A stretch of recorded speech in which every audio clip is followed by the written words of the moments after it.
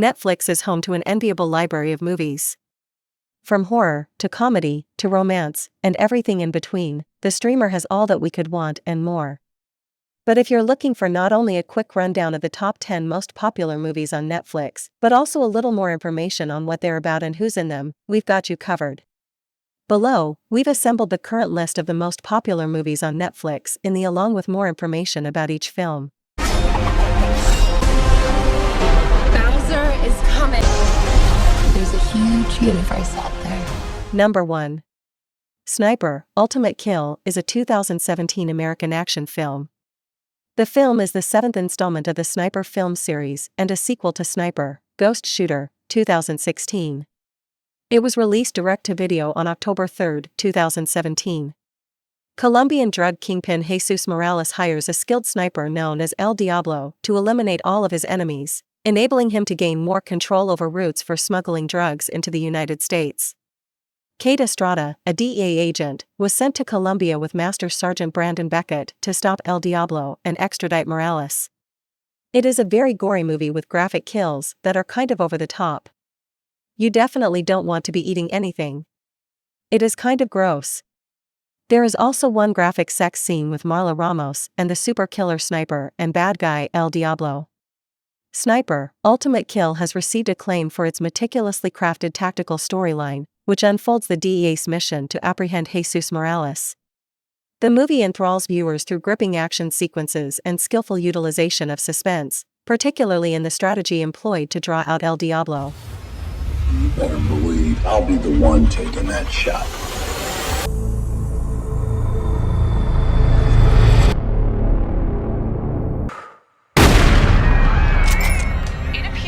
Number 2.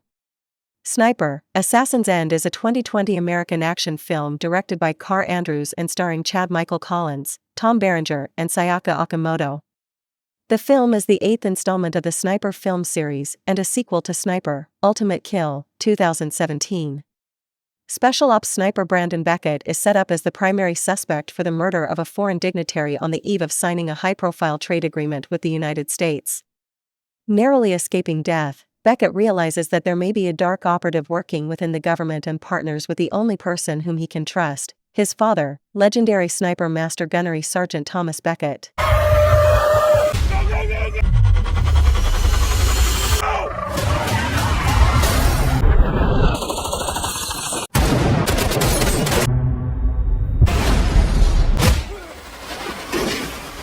Both Becketts are on the run from the CIA, Russian mercenaries, and a Yakuza-trained assassin with sniper skills that rival both legendary sharpshooters. Production-wise, this movie is well shot by the director of photography, Sterling Bancroft. It looks worthy of a theatrical release. The film's score by Patrick Caird is first-rate. His pulsating electronic music fits the fast-paced nature of the movie.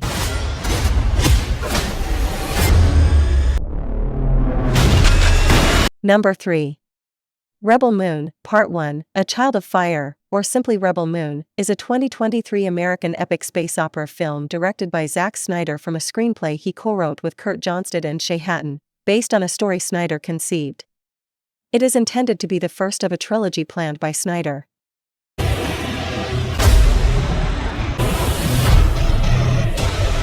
We're just farmers, we're not a threat. They won't just kill us, will they? You're delusional.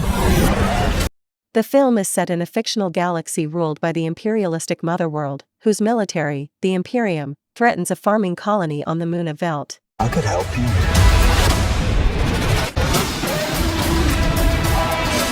The Motherworld. For small fee, obviously. Cora, a former Imperium soldier, ventures on a quest to recruit warriors from across the galaxy to make a stand against the Imperium before they return to Velt.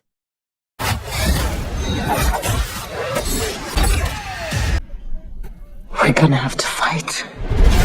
Following a limited theatrical release, Rebel Moon was released by Netflix on December 22, 2023. It received generally negative reviews from critics who were confused by the narrative and criticizing its story, characters, and needlessly dark tone, while also feeling that Snyder's directing style has run its course. However, it was very positively welcomed by fans and audiences, who called it visually stunning and praised its action sequences and performances, most notably Bauella, Hoon-soo, Scrane, and Hopkins. Roger Ebert.com's Simon Abrams gave the film 1 star out of 4 and characterized it as too similar to Star Wars and Seven Samurai, containing an over-reliance of visual spectacle with cliched characters and themes. A new age for the universe. Number 4. Top Gun: Maverick is a 2022 American action drama film. The film is a sequel to the 1986 film Top Gun. Tom Cruise reprises his starring role as the naval aviator Maverick. The story involves Maverick confronting his past while training a group of younger Top Gun graduates, including the son of his deceased best friend, for a dangerous mission. Principal photography, which involved the use of IMAX-certified 6K full-frame cameras, took place from May 2018 to April 2019 in California, Washington, and Maryland. The film was acclaimed by critics, with many calling it better than the original. It won Best Film from the National Board of Review and was also named one of the top 10 films of 2022 by the American Film Institute. On a level no living pilot's ever seen. We're going into combat. Not even him. Are you dead? Top Gun: Maverick was nominated for 6 awards at the 95th Academy Awards, including Best Picture, winning Best Sound, and received numerous other accolades. Audiences polled by CinemaScore gave the film a rare A+ grade on an A+ to F scale, while Post-Track reported 96% of audience members gave it a positive score, with 84% saying they would definitely recommend it. Pete Hammond of Deadline Hollywood called the sequel better than the original movie. The New York Times-based critic A.O. Scott called it a thin, overstrenuous, and sometimes very enjoyable movie and an earnest statement of the thesis that movies can and should be great.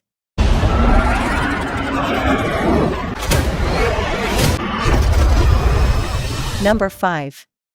Leave a World Behind is a 2023 American apocalyptic psychological thriller film written and directed by Sam Esmail. It is based on the 2020 novel by Ramona Lam. The film stars Julia Roberts, Mahershala Ali, Ethan Hawke, Myha'la, and Kevin Bacon as they attempt to make sense of the gradual breakdown in phones, television, and other regularly used technology which points to a potential cataclysm. The film is set in New York City and Long Island. The psychological subtext turns on white liberalism and class divisions. In a positive review for The Washington Post, Michael O'Sullivan wrote, "It plays like an M. Night Shyamalan movie, but without the supernatural element and with a thick vein of social critique running throughout." I have told you. I don't.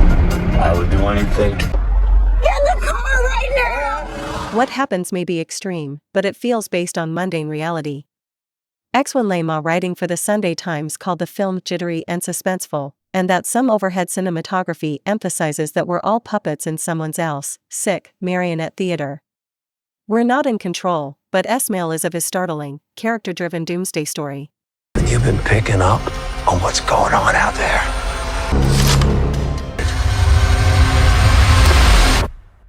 Number 6. Chicken Run: Dawn of the Nugget is a 2023 British stop-motion animated comedy film directed by Sam Fell from a screenplay written by Kerry Kirkpatrick, John O'Farrell, and Rachel Tunnard, based on a story conceived by Kirkpatrick and O'Farrell. It tells the story of Rocky and Ginger, who lead a rescue mission when their daughter has been abducted to a highly advanced poultry farm run by their old enemy Mrs. Tweedy. A sequel to Chicken Run was reported in April 2018 with Aardman Animations, Studio Canal, and Path set to produce. DreamWorks had no involvement due to ending their partnership with Aardman after the release of Flushed Away in 2006. The original Chicken Run writers Kerry Kirkpatrick and John O'Farrell returned to write for the sequel.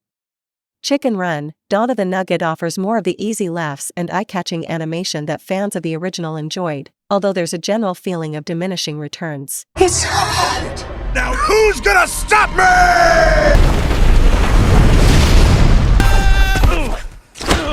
Number 7. The Super Mario Bros. Movie is a 2023 American animated adventure comedy film based on Nintendo's Mario video game franchise. Produced by Universal Pictures, Illumination, and Nintendo, and distributed by Universal, It was directed by Aaron Horvath and Michael Jelenic and written by Matthew Fogel. The film features an origin story for the brothers Mario and Luigi, Italian-American plumbers who are transported to an alternate world and become entangled in a battle between the Mushroom Kingdom, led by Princess Peach, and the Koopa, led by Bowser. After the critical and commercial failure of the live-action film Super Mario Bros. 1993, Nintendo became reluctant to license its intellectual properties for film adaptations. Mario creator Shigeru Miyamoto became interested in developing another film during the development of the Virtual Console service. Audiences polled by CinemaScore gave the film an average grade of A on an A+ to F scale, while 94% of those polled by PostTrack gave it a positive score, with 82% saying that they would recommend it. Miyamoto felt that the critics who gave the film low ratings contributed to the film's success and creating the buzz around it.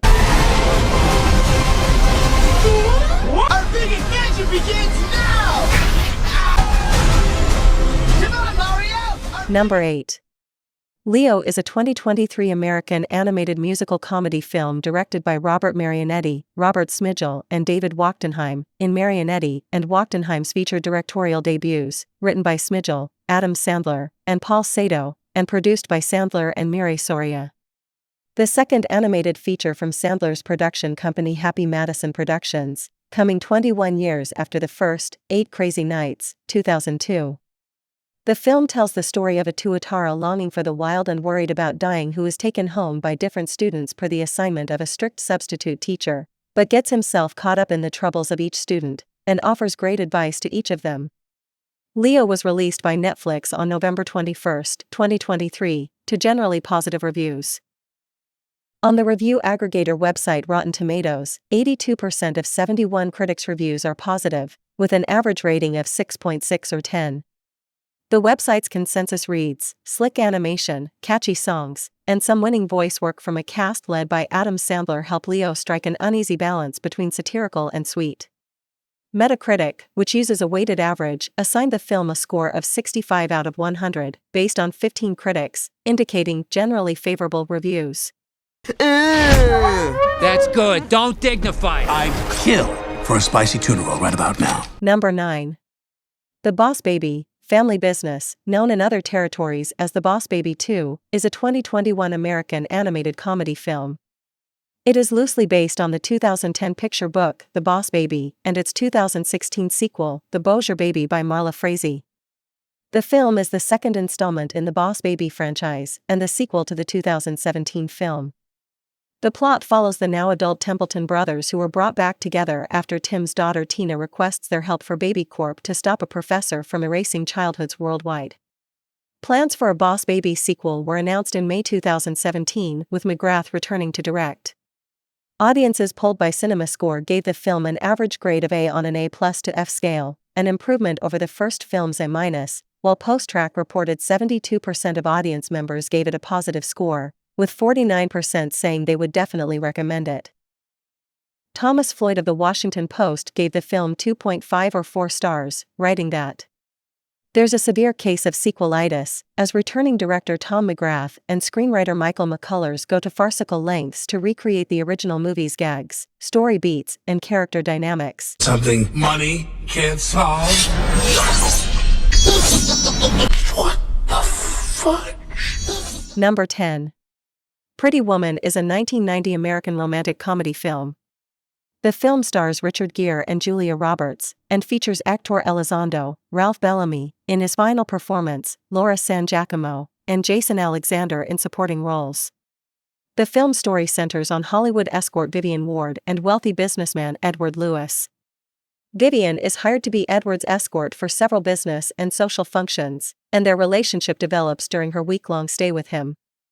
The film's title Pretty Woman is based on the 1964 song Oh, Pretty Woman by Roy Orbison.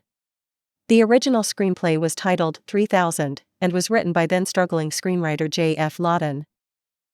The film received generally positive reviews, and Roberts received a Golden Globe Award for Best Actress in a Motion Picture, Musical or Comedy, and a nomination for the Academy Award for Best Actress for her performance, which catapulted her to superstardom. Karina Chokano of the New York Times said the movie wasn't a love story, it was a money story. Its logic depended on a disconnect between character and narrative, between image and meaning, between money and value, and that made it not cluelessly traditional but thoroughly postmodern.